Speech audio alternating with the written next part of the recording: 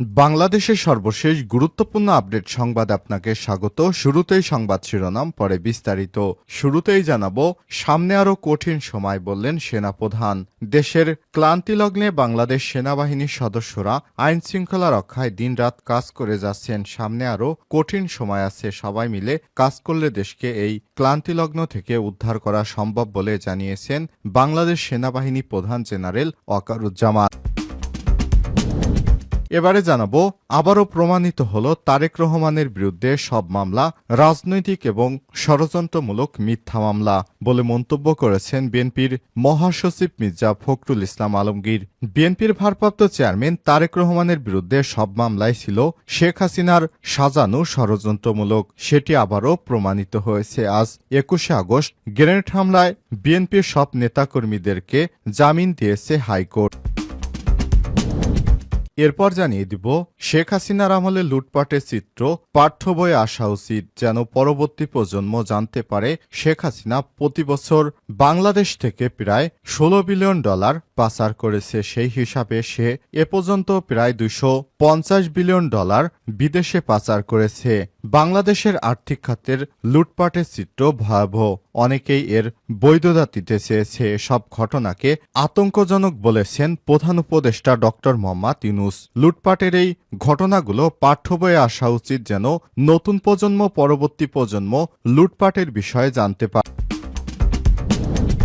এদিকে সব বিচারপতিকে নিয়ে বিশেষ সভা ডেকেছেন প্রধান বিচারপতি। সুপ্রিম কোর্টের উভয় বিভাগের বিচারপতিদের অংশগ্রহণে বিশেষ সভা ডেকেছেন প্রধান বিচারপতি সৈয়দ রেফাত আহমেদ। মঙ্গলবার ৩ ডিসেম্বর বিকাল ৪টায় সুপ্রিম কোর্টের মূল ভবনে জাজেস লাউঞ্জে এ সভা অনুষ্ঠিত হবে। এদিকে স্ত্রী মিতু হত্যায় এসপি বাবুল আক্তারের দেয়া হাইকোর্টে জামিন স্থগিত। স্ত্রী মাহমুদা খানম মৃত্যু হত্যা মামলায় সাবেক পুলিশ সুপার এসপি বাবুল আক্তারকে হাইকোর্টে দেয়া জামিন স্থগিত চেয়ে আবেদন করেছে রাষ্ট্রপক্ষ। আগামীকাল মঙ্গলবার চেম্বার বিচারপতির আদালতে এই জামিনের উপর শুনানি হতে পারে।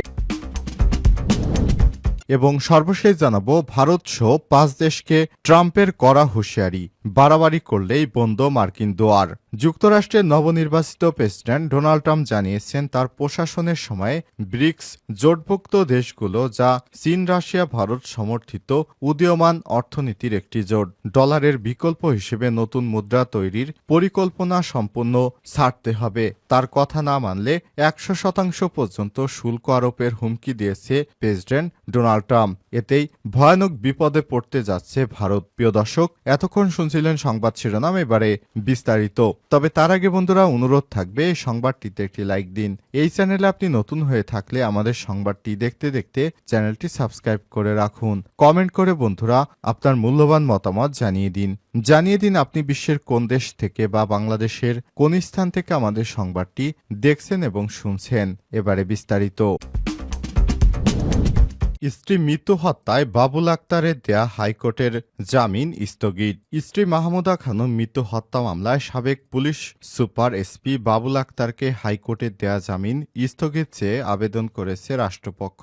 আগামীকাল মঙ্গলবার চেম্বার বিচারপতির আদালতে এই আবেদনের উপর শুনানি হতে পারে। রোববার ১ ডিসেম্বর বাবুলের জামিন স্থগিত চেয়ে এবং আবেদন করেছে ঋতুর বাবা। অ্যাটর্নি জেনারেল কার্যালয় সূত্র থেকে সব তথ্য জানা গেছে, গত ২৭শে নভেম্বর স্ত্রী মাহমুদা খানম মৃত্যু হত্যা মামলায় সাবেক পুলিশ সুপার এসপি বাবুল আক্তারকে জামিন দেয় হাইকোর্ট। বিচারপতি মোহাম্মদ আতোয়ার রহমান ও বিচারপতি আলী রেজার হাইকোর্ট বেঞ্চ এ আদেশ দেয়। আদালতে বাবুলের পক্ষে শুনানি করেন অ্যাডভোকেট মোহাম্মদ শিশির মনির। সেদিন আইনজীবী শিশির মনির বলেছিলেন, বাবুল আক্তার অনন্য আগেই জামিনে আছেন। স্ত্রী হত্যা মামলায় জামিন পাওয়ার পর তার মুক্তিতে বাধা নেই। বাবুল আক্তার ৩ বছর ৭ মাস ধরে কারাগারে আছেন। এই বিবেচনায় আদালত তাকে ৬ মাসের অন্তর্বর্তীকালীন জামিন দিয়েছে। একই সঙ্গে বাবুল আক্তারকে কেন স্থায়ী জামিন দেওয়া হবে না তা জানতে চেয়ে রুল জারি করা হয়েছে।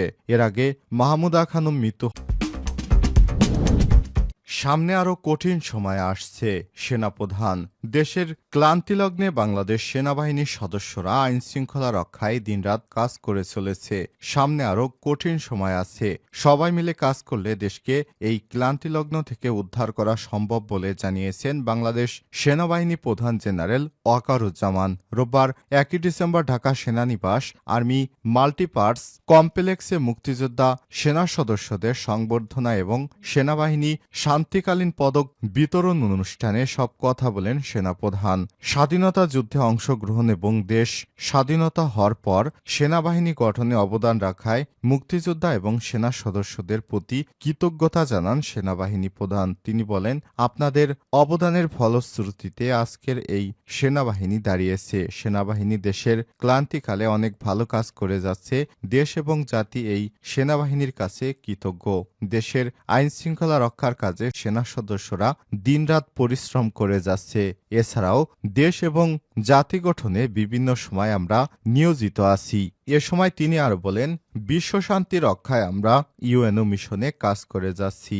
ডিজাস্টার রিলিফে আমরা কাজ করে যাচ্ছি। আমরা পারদর্শিতা অর্জন করেছি। এটা সম্ভব হয়েছে আমাদের ঐকান্তিক প্রচেষ্টার ফলে। আপনারা যেভাবে আমাদের প্রশিক্ষিত করেছেন, যেভাবে মোটিভেটেড করেছেন, যেভাবে আমাদের দিক নির্দেশনা দিয়েছেন, তার ফলশ্রুতিতে সেনাবাহিনী আজ বর্তমান জায়গা আছে। এর কৃতিত্ব অবদান আপনাদেরই। মুক্তিযোদ্ধা সেনা সদস্যদের কাছে দোয়া চেয়ে সেনাপ্রধান বলেছেন, সামনে আরও কঠিন সময় আছে। একটু কঠিন সময় পার করতে হবে আমাদের। আমরা যেন দেশ এবং জাতিকে একটা ভালো জায়গায়, একটা নিরাপদ জায়গায় নিয়ে যেতে পারি, সেজন্য দোয়া করবেন।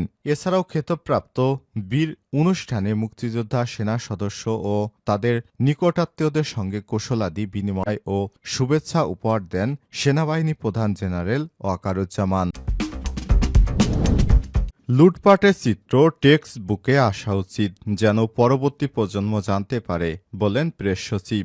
বাংলাদেশের আর্থিক খাতে লুটপাটের চিত্র ভয়াবহ। অনেকেই এর বৈধতা দিতে চেয়েছে। এসব ঘটনাকে আতঙ্কজনক বলে প্রধান উপদেষ্টা অভিহিত করেছেন। লুটপাটের এই ঘটনাগুলো টেক্সট বুকে আসা উচিত, যেন নতুন প্রজন্ম এসব বিষয়ে জানতে পারে। রোববার 1 ডিসেম্বর ফরেন সার্ভিস একাডেমিতে সমসাময়িক বিষয়ে আয়োজিত ব্রিফিংয়ে এমন মন্তব্য করেছেন প্রেস সচিব শফিকুল আলম। তিনি আরো বলেছেন, উন্নয়নের বয়ানে পোস্টমর্টেম করা হয়েছে অর্থনৈতিক শ্বেতপত্র। যে চিত্র বেরিয়ে এসেছে তা ভয়াবহ। চোখের সামনে একটা বিশাল লুটপাট হয়েছে। অধ্যাপক ইউনূস সব শুনে বলেছেন, আমরা আতঙ্কিত। এই লুটপাটের চিত্র পাঠ্য বইয়ে আসা উচিত। প্রেস সচিব বলেন, এই মহাচুরির বিচার অবশ্যই হবে। পাশাপাশি পাচার হওয়া টাকা ফেরানোর বিষয়ে আমরা প্রতিশ্রুতিবদ্ধ। আমরা সর্বোচ্চভাবে টাকা ফেরানোর চেষ্টা চালিয়ে যাব। শফিকুল আলম আরো বলেন, গত 15 বছরে যা হয়েছে তার বিচার করা হবে এই অন্তর্বর্তীকালীন সরকারের প্রধান ও অন্যতম লক্ষ্য। কর্ণফুলী টানেল তৈরি করা হয়েছে, কিন্তু এর ভ্যালুটা কি? আমরা এই খরচটাই তুলতে পারছি না। টাকা চুরি করে কোথায় নিয়ে গেছে সেটা বের করা এবং টাকা দেশে ফেরানোই এই বর্তমান সরকারের মূল লক্ষ্য।